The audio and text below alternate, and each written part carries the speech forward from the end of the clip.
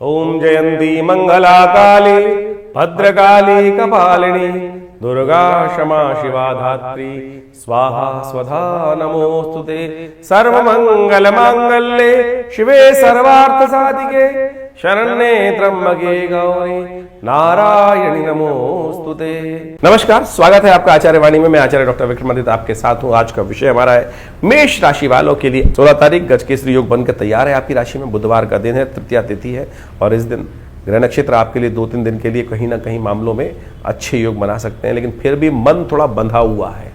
खुलकर काम करने में दिक्कत है। खुलकर काम करने का प्रयास कीजिए। जिस चीज को विचार कर लिया उस पर कर दो पूरी तरह से। रुको मत, अटको मत, इस बात का ध्यान रखने का प्रयास। रिस्क लेना मत, इस बात का ध्यान रखना। जो बिल्कुल साफ सुथरा काम दिखाई दे रहा है दांव लगा सकते हो। आपकी ग्रह नक्षत्र ऐसे है, लेकिन मन यदि कच्चा है तो फिर मत फंसना इसमें, क्योंकि ग्रह थोड़े से हल्के दिखाई देते हैं। चतुर्थी का व्रत है, विघ्नों को दूर करने के लिए चतुर्थी का व्रत रखें। भगवान गणेश की सुंदर उपासना करें, गणेश जी को पीला पुष्प अर्पित करें, थोड़ा सिंदूर डाल दीजिएगा। देखिए आपकी राशि मंगल प्रधान राशि है। मंगल को शक्ति देने के लिए हनुमान जी को सिंदूर, गणेश जी को सिंदूर चढ़ाओ। देखो सिंदूर चढ़ाकर देखिए विजय के योग आपके लिए बनते दिखाई देंगे। सर्वार्थ सिद्ध योग का निर्माण है और साथ में भद्रा भी है। कम से कम दोपहर को 1:20 तक तो ये ध्यान रखें कि नया कार्यों में हाथ ना डालें। 17 तारीख बृहस्पतिवार का दिन और चतुर्थी तिथि उदया तिथि के रूप में विद्यमान है। चंद्रमा के सम्मुख होकर बृहस्पति बहुत सुंदर तरीके से आपके लिए एक अच्छा राजयोग का निर्माण कर रहे हैं, चीजों में सफलता देने के योग बना रहे हैं। लेकिन साथ साथ जो बदमाश लोग हैं उनको भी शक्ति मिल रही है आपके ग्रह के योग के अनुसार से। आप ही की जो बातें हैं वही आपके ऊपर वो इंप्लीमेंट कर सकते हैं। तो ध्यान रखें, अपने रहस्य की बातों को छुपा के रखें। आप खुली किताब की तरह चल रहे हैं इन दिनों। अपनी बात थोड़े बड़बोलेपन से आप सबको बता देते हैं और वही बातें आपको आघात देती हैं। इस बात का ध्यान रखते हुए कार्य करें।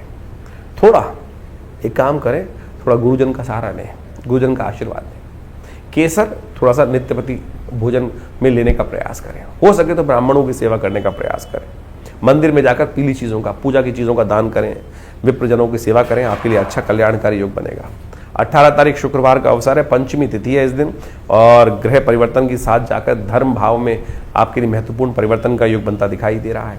धर्म में आपकी आस्था जागती दिखाई दे रही है और धर्म जहां रहेगा धर्म का उदय रहेगा। धर्म से दूर भागोगे। सरलता से कार्य करने की जरूरत है, सरलता से कार्य करो। लेकिन ध्यान रखना, सरलता से कार्य करने का अर्थ यह नहीं होता कि सामने बैठा हुआ आदमी आपके लिए थोड़ा सा कहीं ना कहीं नेगेटिव कर रहा हो तो उसको आप भूल जाए। जैसे आप जा रहे हैं रास्ते में, सरलता का भाव तो ऐसा भी हो सकता है कि कोई किसी ने आपकी जेब में हाथ डाल दिया और आपको पता है, आप सोचो भैया उसका है, चोरी कर लेने दो। ये सरलता नहीं है, मूर्खता है। तो ये कोशिश ये करनी है कि अधर्म यदि कोई कर रहा है तो उसको अधर्म करने से रोकने का भी प्रयास करना है। तो ये ध्यान रखने की जरूरत है। इस वक्त आपके ग्रह हैं कि जो आपके शत्रु, आपके खिलाफ काम करने वाले, आपको नुकसान पहुंचाने वाले कार्य हैं, वो थोड़े से सिर उठाते दिखाई दे रहे हैं और आप थोड़े सरल होते जा रहे हैं।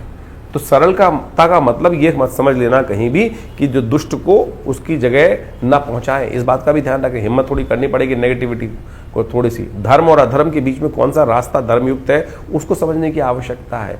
और ऐसे में थोड़ा सा उपाय जो करना चाहिए आपको वो भी बता देते हैं हम आपको। थोड़ा सा उपाय बड़ा श्रेष्ठ जो है कि आप एक काम करें, जो आपके लिए सबसे श्रेष्ठ उपाय हमें दिखाई देता है इस वक्त आपकी राशि के दृष्टिकोण से, भगवान शंकर का दूध से अभिषेक करना।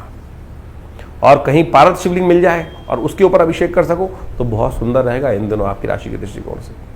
तो ये पारद शिवलिंग पर कहीं अगर भगवान शंकर को प्रसन्न करने के लिए अभिषेक करें तो आपके लिए बहुत अच्छा रहेगा। जो शादीशुदा लोग हैं दोनों हस्बैंड वाइफ मिलकर करने का प्रयास करें और देखिएगा ये परिवर्तन का योग आपके लिए बड़ा सुंदर इन दिनों लाभ का रास्ता बना देगा। ये उपाय, बड़ा दिव्य उपाय बताया हमने आपको।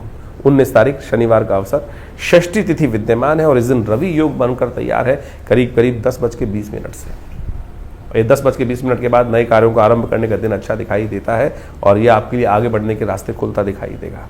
देखिएगा बहुत जल्दी ग्रह और परिवर्तन की तरफ जा रहे हैं और आपके लिए महत्वपूर्ण योग बनाते दिखाई दे रहे हैं। लेकिन शनि महाराज जो है ना इन दिनों आपकी राशि के दृष्टिकोण से 7.5 का वातावरण बना रहे हैं। शनिवार को खाली मत जाने दीजिएगा। आपकी राशि के दृष्टिकोण से हमें सबसे जरूरी दिखाई देता है कि शनि को मनाएं, सदा सुख पाएं। एक काम करें, शनि को बनाने के लिए शनि के बीज मंत्र का जप करते रहे, ओम प्रांग प्रींग प्रोंग से शनिश्चराय नमः। क्योंकि 7.5 का दौर आरंभ हुआ है, 7.5 साल तक शनि का दौर चलेगा। आपको कोशिश करें नित्य प्रति कम से कम एक माला शनि की अवश्य किया करें। मंत्र हम बता देते हैं आपको, ओम प्रांग प्रींग प्रोंग से शनिश्चराय नमः। ओम प्रांग प्रींग प्रोंग से शनिश्चराय नमः, इस मंत्र का नित्यप्रति जप करो। एक माला अवश्य करो, रुद्राक्षी माला जप करने का प्रयास करोगे तो ये शनि कहीं ना कहीं नुकसान से बचाएगा। और नहीं तो ये शनि की साढ़े साथी बहुत लंबे समय तक है, फ्रस्ट्रेशन देगी, कार्यों में विघ्न देगी, अननेसेसरी झगड़ों में फंसाएगी, नुकसान कराएगी, जितना लाभ होने नहीं देगी। तो शनि की बातों को तो कम से कम छोड़ना मत, इसलिए हमने इस दिन ये उपाय आपको विशेष तौर पर बताया है। इसको करते रहिए, आपके लिए अच्छा रहेगा। 20 तारीख का दिन रविवार का दिन है, सप्तमी तिथि इस दिन विद्यमान है और ग्रह नई उम्मीद लेकर आपके लिए आते दिखाई दे रहे हैं।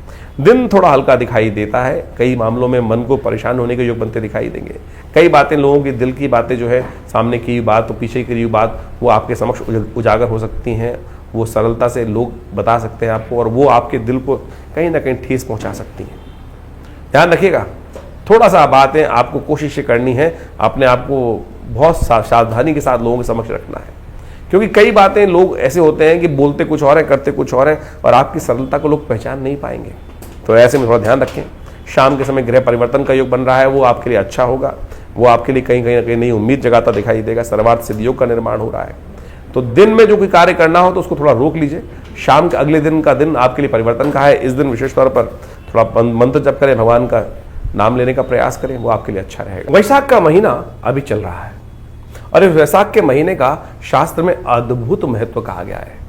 इस महीने को जिस प्रकार से कार्तिक का महात्म शास्त्र में बताया गया है, उसी प्रकार से इस महीने का भी माधव का महीना माना जाता है। भगवान विष्णु की सुंदर उपासना करने का वैसे ये सब सुंदर अवसर कहा जाता है। कहा जाता है कि इस महीने में जितना दान पुण्य इत्यादि किया जाए, स्नान किया जाए, वैशाख के स्नान का भी बड़ा अद्भुत महत्व शास्त्र में वर्णित है।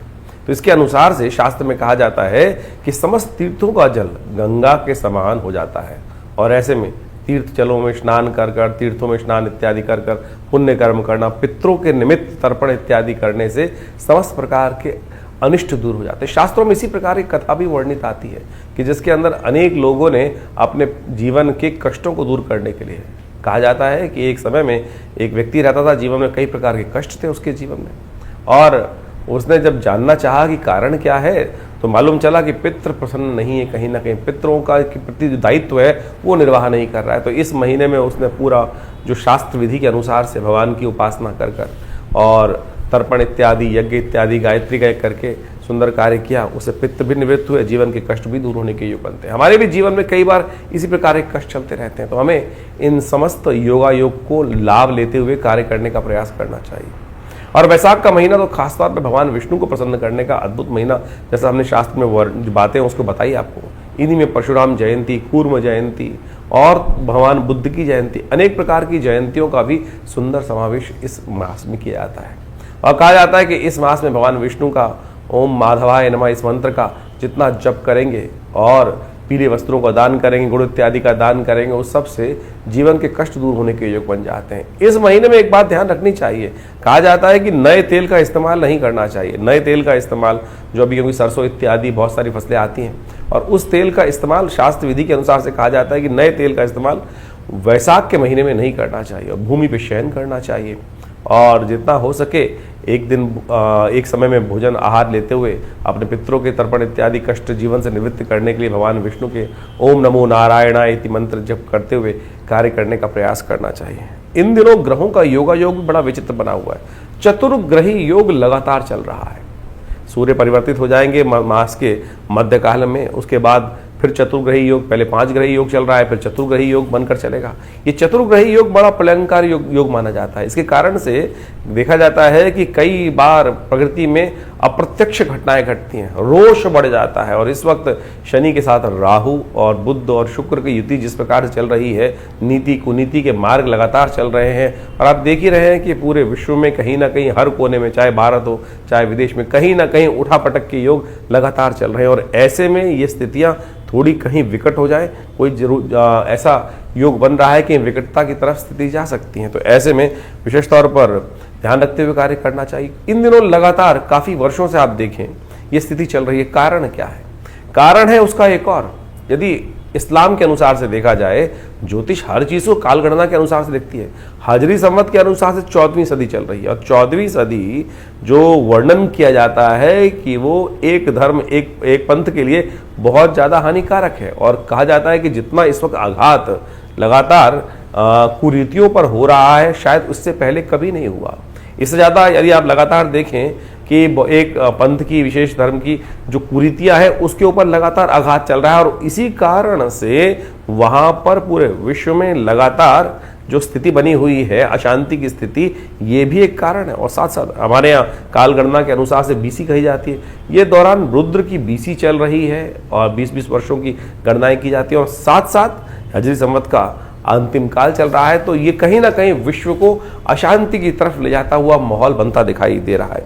ऐसे में विशेष तौर पर हमको ध्यान रखना चाहिए। और इस वर्ष 2082 का जो हम काल गणना आपको कुछ दिन बताई, संवत 2082 जो आरंभ हुआ, बहुत सारे लोगों को इस बारे में भ्रांति हो जाती है कि साल 2082 नहीं है साहब, संवत 2082 की बात करें, विक्रम संवत 2082 जो भारतीय काल गणना का वर्ष है, जो सिद्धार्थी नाम से संवत आरंभ हुआ है, उसका राजा सूर्य है। और सूर्य जब राजा बन जाते हैं, मंत्री भी राजा पद सूर्य के पास है, तो कहा जाता है कि गर्मी का विकराल पर्व, अग्निकांडों का विशेष योग पूरे वर्ष बनता रहेगा। तो देखिए, जब से ये वर्ष आरंभ हुआ है, जगह जगह अग्नि की घटनाएं लगातार बढ़ती चली जा रही हैं। तो ऐसे में हमको थोड़ा सा ध्यान रखते हुए कार्य करने का प्रयास करना चाहिए।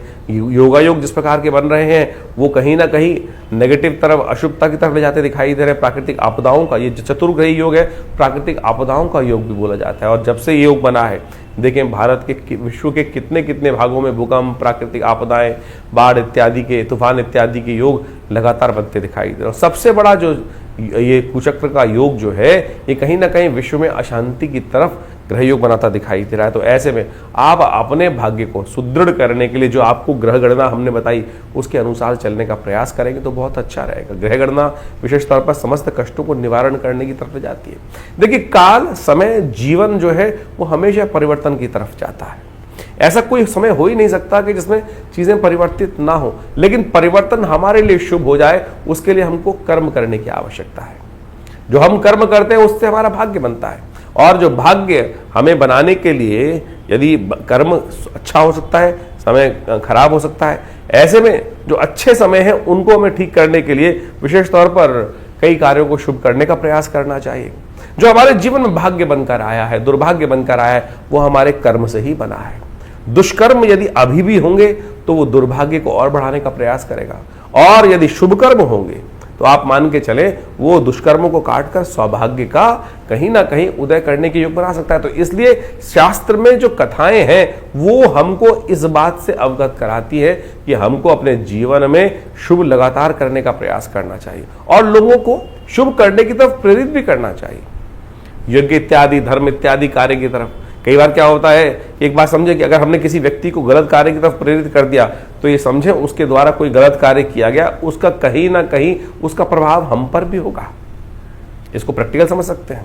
अगर आपने कोई षड्यंत्र रचा है और वो षड्यंत्र जब पकड़ा गया, वो व्यक्ति उस षड्यंत्र में आप भी इन्वॉल्व थे, तो सरकार आपको भी पकड़ेगी। तो ऐसे ही समझे, कर्म का, भाग्य का लेखा जोखा जो है उस परमात्मा तत्व से तो कभी छूट नहीं सकता। संसार में तो बहुत सारी चीजें छुप जाती हैं, लेकिन उस परमात्मा के प्रति, प्रकृति के प्रति तो किया गया कर्म कभी छुपता नहीं है।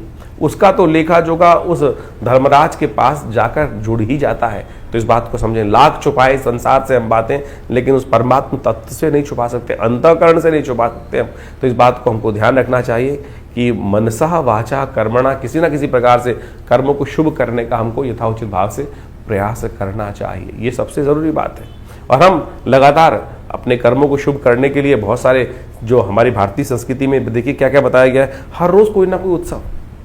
हमारे ऋषि मुनि मूर्ख नहीं थे, बहुत चतुर थे, बहुत चतुर थे। उन्होंने संसारिक समस्याओं को जोड़कर इन शुभ कर्मों के लिए शुभ योगों का निर्माण किया, शुभ उत्सवों का निर्माण किया। कि व्यक्ति पांचों उंगलियां बराबर नहीं है, किसी की श्रद्धा किसी में है, किसी की श्रद्धा कहीं है, किसी की श्रद्धा कहीं है, तो किसी ना किसी प्रकार से वो शुभ कर्म की तरफ प्रेरित होता रहेगा, शुभ कर्म की तरफ लगा रहेगा। देखिए, पुरानी कहावत है, खाली दिमाग शैतान का।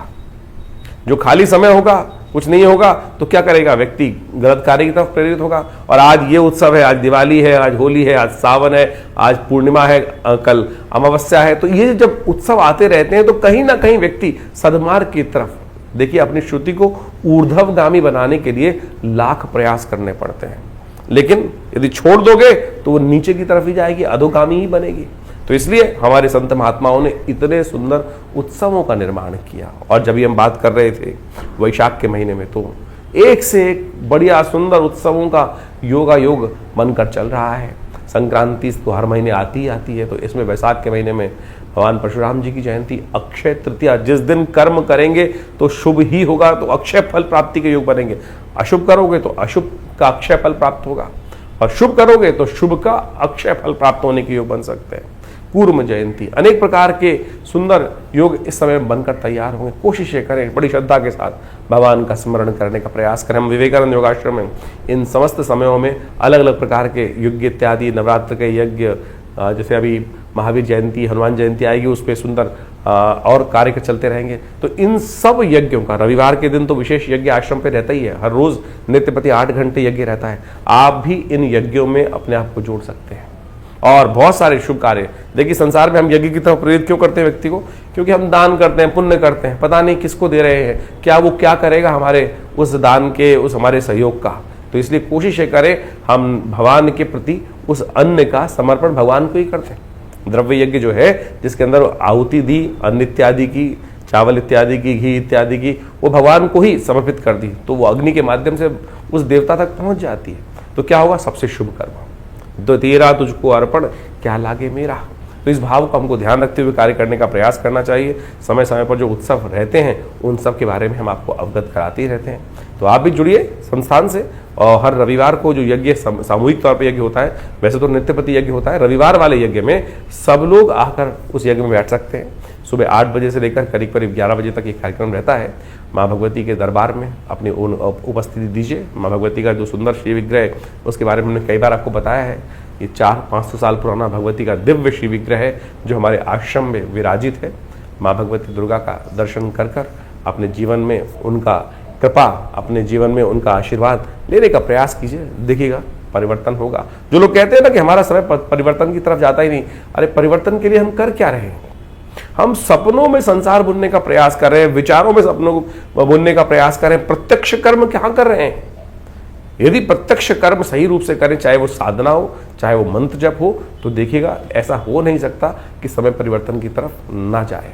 विचार शुभ रखते हुए हमको अपने आप को शुभ कर्म की तरफ प्रेरित करना चाहिए। यही कल्याण का मार्ग है।